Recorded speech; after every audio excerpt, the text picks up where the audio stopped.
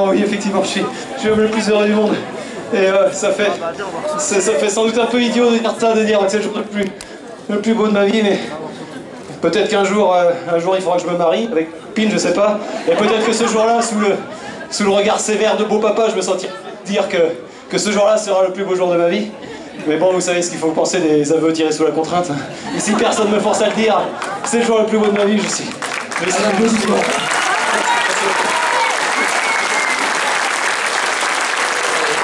Je sais que tu es capable de nous raconter toute ta course. Allez, raconte-nous un petit peu. Raconte-nous surtout quand est-ce que tu as su que tu avais gagné. Alors, en fait, j'ai essayé, et je suis content d'avoir essayé ça parce que ça a sans doute participé à ma victoire. J'ai essayé cette année de changer quelque chose radicalement dans ma préparation. C'est qu'en fait, bah, tu le sais bien, j'en parle chaque année, je suis vraiment amoureux de cette course et c'est des fois une espèce d'obsession. Et les autres étés, je prépare Millau. Mais dès le mois de juin, le soir je me couche à Millau, le matin je me lève à Millau, je mange pour Millau, je m'entraîne pour Millau, je pars à l'entraînement, je m'imagine dans la côte de Thiers et la côte du Vianic. Et c'était une vraie obsession et au point que finalement, je me mettais peut-être beaucoup la pression. Et cette année, il y a plusieurs choses qui m'ont un peu détourné de ma préparation, la plupart assez involontairement en fait. La première, bon ça c'était tout à fait volontaire, c'est que j'ai décidé de courir le semi-marathon du Ventoux le 26 juillet. Donc assez tard dans l'été, ce qui fait que tout le mois de juillet, je me suis préparé pour cette autre course, et donc j'étais un peu moins dans le demi. Une autre chose, c'est que j'ai eu une espèce de grosse gastro à la mi-août qui m'a complètement bloqué pendant une semaine, et qui m'a pourri une semaine d'entraînement. Pendant une semaine, j'ai pensé à rien d'autre, je me suis même un peu inquiété pour la qualité de mon entraînement. Finalement, ça a peut-être été bénéfique. Et la dernière chose, c'est que... alors bah, je remercie à nouveau mes deux coachs, Jean-François Banque, mon coach...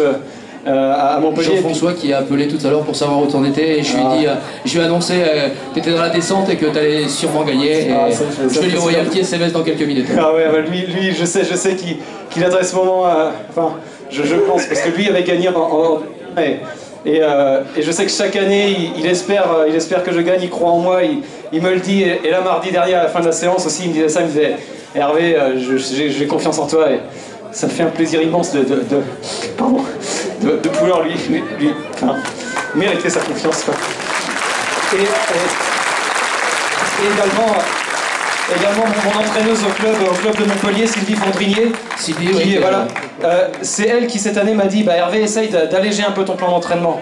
Et c'est vrai que les autres années, toujours la même obsession, l'envie de bien faire, et vous savez que des fois le mieux est l'ennemi du bien. Et j'étais monté à des kilométrages hebdomadaires un peu ridicules, quoi. Bon, l'an dernier j'étais monté à 210 km, ça restait raisonnable. L'année d'avant 220, l'année d'avant j'étais monté à 263 km. Je pense que je connais aucun qui en ait fait autant. C'est un truc de fou. Ouais, un truc de fou. Et du coup, ces dernières années, j'arrivais sans doute un peu entamé, et je sentais la fatigue monter à ce taux finalement au 40-50e kilomètre. Et donc du coup, je me suis dit cette année, quand elle m'a dit fais-en un peu moins, je me suis dit qu'est-ce que je risque à essayer? De toute façon, au pire, je pourris la course de cette année. Et si jamais ça se passe bien, bah, ça m'ouvre de nouvelles perspectives pour l'avenir, au contraire. Et donc du coup, t'en as fait que 160 hein. Et voilà, le maximum que j'ai fait, donc 160, c'est 100 de moins qu'il y a 3 ans, t'imagines un peu, c'est 160 par semaine, ça semble énorme effectivement quand on n'est pas dans le truc, mais en fait pour les 100 bornards, je dois être un de ceux du peloton qui en a fait le moins finalement. En faisant un peu plus de rythme, pour le coup de séance à un marathon un peu plus longue que les autres années, mais vraiment, et j'étais un petit peu dans le doute. Mais ça aussi, du coup, ça m'a un peu éloigné de mon objectif de Millau. Je me suis dit, bon, allez, c'est peut-être un Millau expérimental que je ferai cette année. Peut-être que ça se passera mal. Au moins, je le saurai pour le futur. Et la dernière chose, et c'est pas la moindre aussi, qui m'a un peu permis de penser à autre chose cet été, c'est que ma copine, dont je parlais tout à l'heure, bon, je la chambrerai un petit peu, elle est taïwanaise, elle vient de très loin, et cet été, elle m'avait proposé de venir me voir pendant un mois. Elle est venue à la fin du mois d'août. On a passé 3 semaines chez mes parents dans le Maine-et-Loire, mes parents qui sont là aussi, qui m'ont fait l'immense bonheur d'être sur le bord de la route et arriver ici avec ma petite sœur Annabelle et puis mon oncle et ma tante Isa et Gérard. Et ça aussi, ça m'a énormément aidé pour la course. Et donc je suis fan, ma copine, elle savait très bien que je préparais Millau, et donc elle m'avait dit t'inquiète pas, je m'adapterai. Donc du coup mes entraînements, elle me suivait à vélo, et du coup pardon, je regarde la caméra. Elle me suivait à vélo, on faisait une séance d'entraînement par jour, mais au moins on avait autre chose à faire. Elle venait de Taïwan et mes parents étaient en Anjou, donc du coup on a visité quelques châteaux de la Loire, on s'est promené un peu, et pour une fois j'ai fait un peu autre chose de mon été que de courir pour Millau. Et ça m'a permis d'arriver ici vraiment décontracté, sans cette... Je me mets d'habitude. Et ah, Mickaël arrive. Ah, je vais commenter l'arrivée de Mickaël. Alors ça, effectivement, parce que il faut quand même que je signale aussi, parce que cette victoire, quand j'ai dépassé Mickaël tout à l'heure dans la descente de Tiergue, je lui ai dit, si je gagne, cette victoire, elle est pour toi, parce que Mickaël, c'est un grand champion, c'est la référence ultime à Millau, enfin parmi les coureurs en activité, je parle pas de son Altesse Jean-Marc Belloc, mais parmi les coureurs en activité, Mickaël Bosch, c'était le coureur invaincu à Millau. Il a couru 3 fois à Millau, 2010, 11, 12, il a gagné les 3 fois. Jamais personne n'avait battu Mickaël à Millau, et c'est un honneur immense pour moi d'être celui qui a battu Mickaël. Le public, est-ce qu'ils ont été coupés, on va l'accueillir avec les honneurs qui lui sont venus. Bien sûr. Arrive en deuxième position, un palmarès extraordinaire, Monsieur Mickaël Bosch. Monsieur Mickaël Bosch.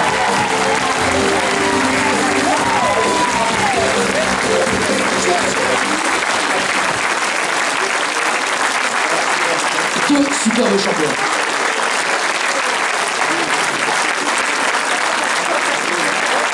Ouais, là, je pense que pour avoir la chance de gagner aujourd'hui, j'ai eu la chance de tomber sur un Mickaël un petit peu diminué. Le Mickaël des Granges-Bourg, on lui dit pas tu, on lui dit fou. Et là, je pense que... Enfin, je suis immensément touché d'avoir gagné aujourd'hui, mais à la limite, je m'estime presque comme un usurpateur, parce que le grand champion, c'est lui, quoi. Et vraiment, quand j'ai vu que je le dépassais à Tiergue, je me frotte un peu les yeux, j'arrivais pas trop à croire que je dépassais Mickaël, c'est vraiment un grand champion, quoi.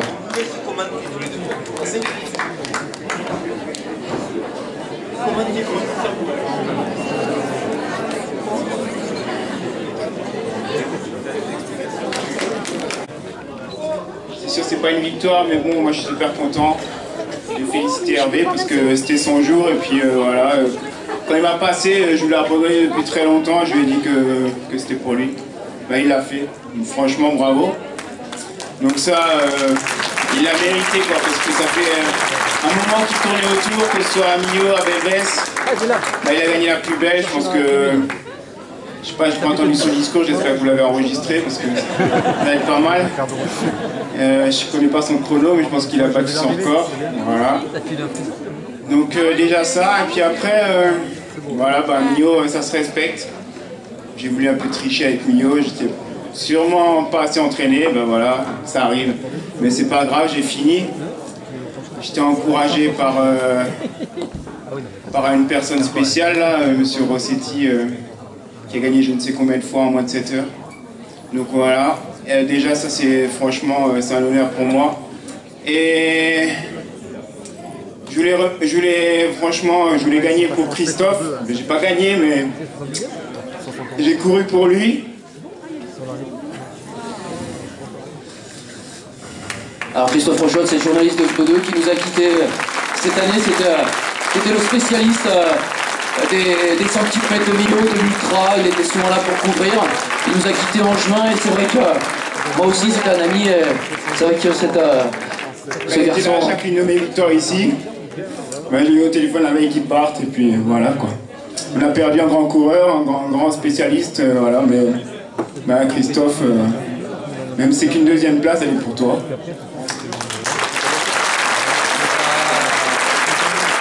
Juste avoir une petite pensée aussi pour ma mamie qui nous a quittés cette année. Et remercier la famille qui m'a accueilli aussi ici. Merci Marcel et toute ta famille. Et voilà quoi, après, j'espère que vous n'êtes pas trop déçus quand même. Parce que je pense que je vous ai un peu déçus, mais...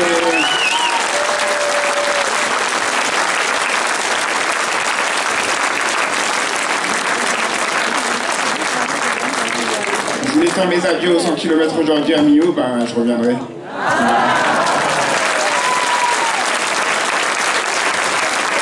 Deux grands champions, on peut applaudir. Levez-vous, là, je pense que... Allez, public. Et puis on a avec nous...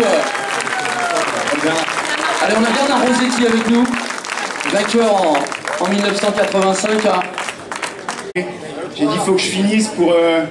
sa victoire, je pense qu'elle est encore plus belle. Il fait un chrono franchement exceptionnel, avec des conditions très difficiles. Et vous avez bien vu qu'il y a eu de la casse de partout, que ce soit Mika, Jeanne, Olivier, tout ça. Allez, on va accueillir, excuse-moi, on va accueillir le vainqueur de l'édition 2014. On va voir. Michael et Jeanne arrivent. Allez, donc. Quel bonheur! Allez, l'autre Michael, ça. Victorieux l'année dernière. Il a fait une belle course lui aussi. Une édition 2015 exceptionnelle de ces 100 km de minute. Vous pouvez bien sûr lui réserver une ovation. À lui aussi, le breton. Il est là,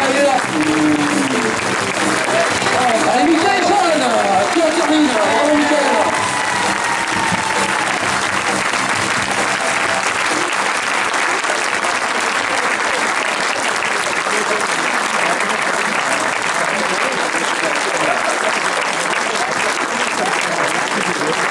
Allez, et voilà, c'était le vainqueur l'année dernière, 3e aujourd'hui. Michael, mais t'as fait une belle course. T'es tombé sur 2 garçons qui étaient plus en forme que toi aujourd'hui. Ouais, bah Michael, c'est vrai que Michael, je le connais depuis longtemps. Il a fait 6,46 en 2014 à Winschoten. Donc, bon, je savais très bien qu'il était capable de finir fort. Hervé a fini très fort aussi. L'année dernière, j'avais gagné devant Hervé. Bon, là, c'est la revanche. Donc, c'est bien. C'est bien, il en faut pour tout le monde. Moi, je suis content d'être 3e. 3e, enfin, podium. On ne peut pas être déçu, il va falloir être déçu. C'est mon 20e sans borne aujourd'hui. 20e sans borne, 20e fini. Donc, c'est bien, je suis content. Effectivement, là, le prestige d'une victoire se mesure à la qualité des vaincus et c'est inespéré pour moi. On en parlait hier avant le repas au retrait des Dossards. Le plateau de cette année était énormément relevé avec donc, les 2 Michael Jeanne, mon vainqueur de l'an dernier, qui découvrait le circuit et qui m'avait mis 2 minutes 30. Michael Bosch, je vous disais, qui était un vaincu à Millau. Et je suis vraiment très fier d'avoir remporté cette édition, très fier d'avoir gagné devant des champions aussi épatants. C'est vraiment un grand honneur pour moi, je mesure à peine l'honneur qui m'est fait aujourd'hui. Et je voulais aussi, moi aussi, dédier en fait ma victoire à quelqu'un qui... Pardon. Alors, bon, déjà, pardon, un peu moins triste, il faut que je remercie les accompagnateurs vélo qui sont là, qui sont extraordinaires, qui sont là au rendez-vous chaque année. Jean-Christophe, Chloé, peut-être si Estelle peut venir aussi. C'est des gens qui m'accompagnent depuis des années. Il y a souvent des déceptions et aujourd'hui ça a payé. Et vraiment, c'est des vrais guerriers tous les deux. Et Estelle, la compagne de Jean-Christophe, vraiment Jean-Christophe qui avait un petit problème de tendinite au genou, aujourd'hui il s'est déchiré comme pas possible dans les côtes. Chloé du coup qui s'est proposée pour aller attendre un peu plus haut dans les côtes. Tous les deux ils se sont relayés pour être aux petits oignons avec moi. Et j'étais très mal poli avec eux. Quand je voulais la boire je disais boire, oh, Isostar. Et sans une complainte, sans un reproche, ils m'apportaient leur bidon et avec le sourire en plus. Vous êtes vraiment des gens extraordinaires et ça me fait un grand plaisir de gagner avec vous, quoi. C'est super. Je te le garde encore un peu le micro, tu sais, moi je suis habitué. Très bien, voilà. Accueille Bernard Rossetti là. Ah oui, alors bah oui, en plus de gagner devant des grands champions, Bernard Rossetti, j'ai vu aussi beaucoup Serge Cotreau sur le bord de la route. C'est un grand honneur aussi de gagner devant des gens comme ça. Vainqueur en 85, Bernard Rossetti.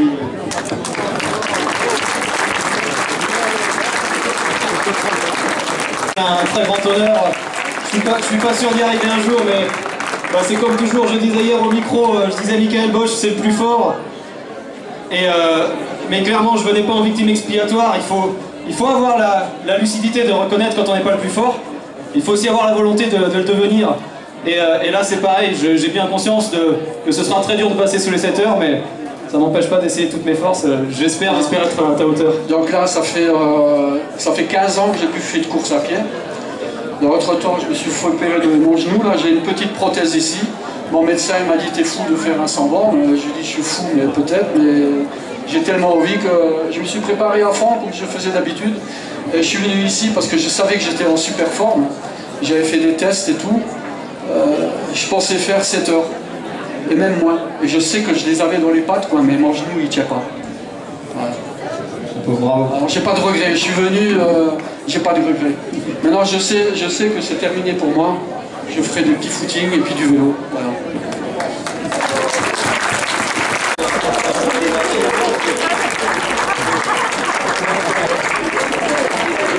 faut que je raconte une anecdote, là je vois mes parents qui rigolent grassement.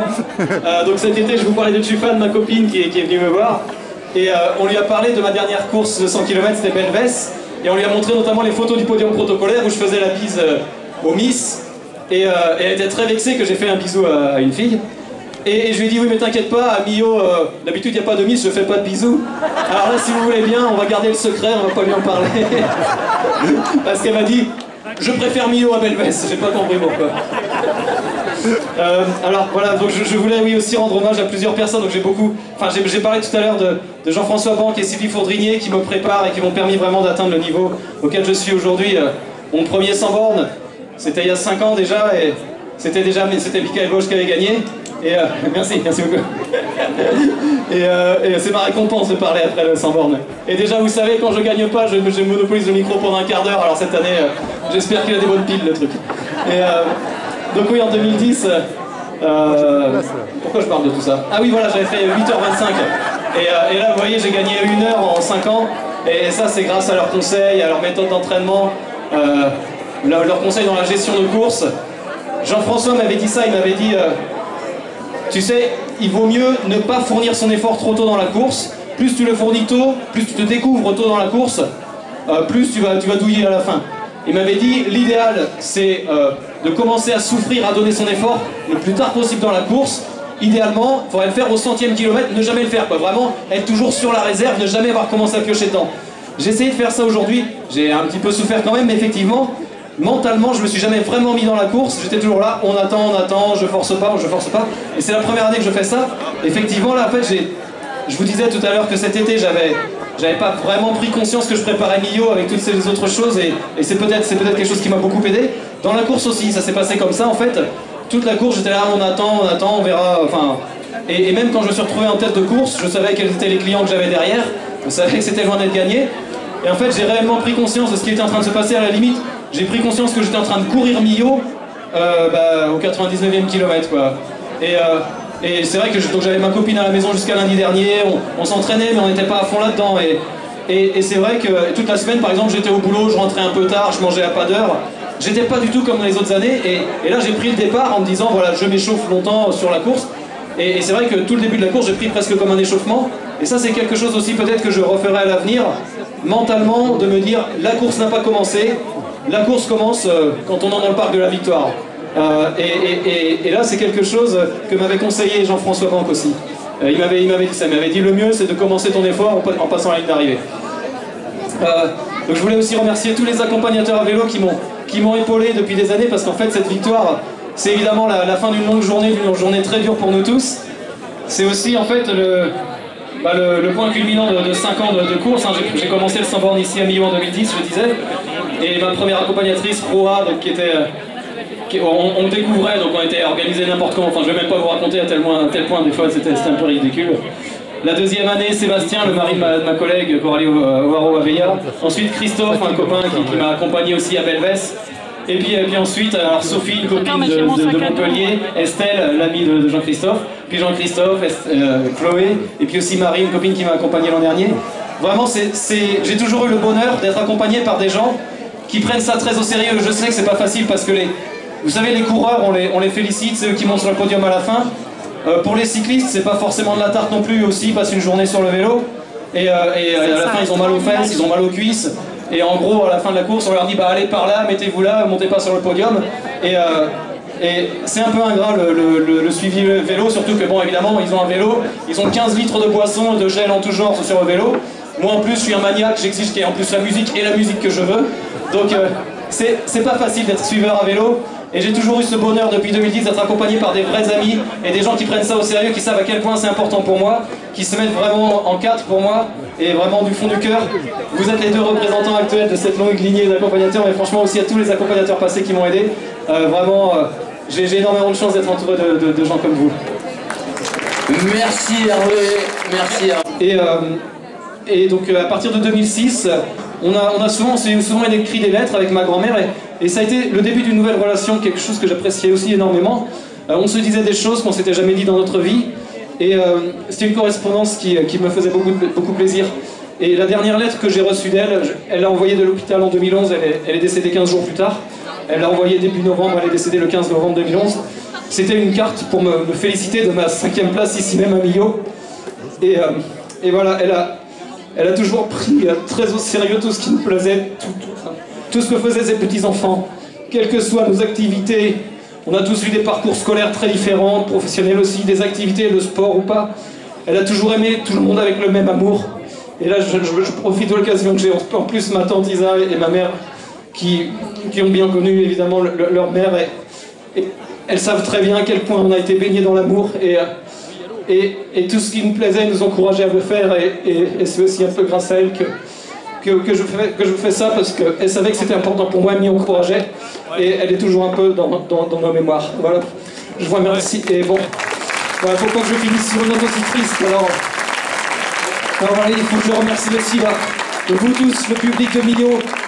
Millau, c'est vraiment une course extraordinaire, je le redis à chaque fois au micro. Millau, c'est un public extraordinaire, c'est des bénévoles extraordinaires, c'est une organisation.